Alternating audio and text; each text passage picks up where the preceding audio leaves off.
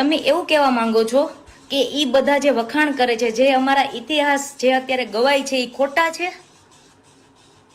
તમે જે રીતે કયો છો એમાં કાયદેસર એવું સ્પષ્ટ થાય છે કે તમે એ રીતે કહેવા માંગો છો. તમે પાછું એવું કહો છો કે ભાઈ હું તો વખાણ કરતો નથી, તો અમારે તમારી પાસે વખાણ કરાવાય નથી અકાભા.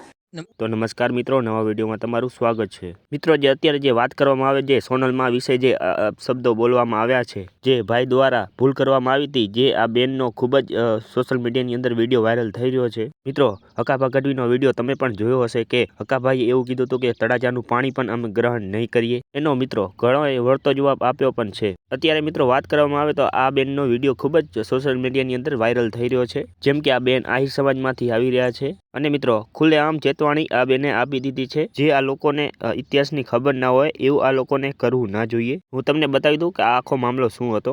એક વ્યક્તિ દ્વારા મિત્રો જે સમૂહ લગ્ન હતા ત્યાં એવું ભાષણ કરવામાં આવ્યું હતું જે સોનલમાં વિશે અને મામા ભાણેજ વચ્ચે શબ્દો બોલવામાં આવ્યા હતા, જેને લઈને સોશિયલ મીડિયાની અંદર લોકોએ વિડીયો નાખ્યો હતો. પછી ચારણ સમાજ અને આહિર સમાજને ક્યાંક ને ક્યાંક સંબંધ લાગી રહ્યું છે એવું લાગી રહ્યું છે. પરંતુ અત્યારે વાત કરવામાં આવે તો મિત્રો આ બેનનો વિડીયો એ રીતે વાયરલ થયો છે કે સચ્ચાઈ બતાવી છે. જે લોકોએ અપમાન કર્યું છે એ લોકોને ખબર નથી કે ઐતિહાસિક શું છે.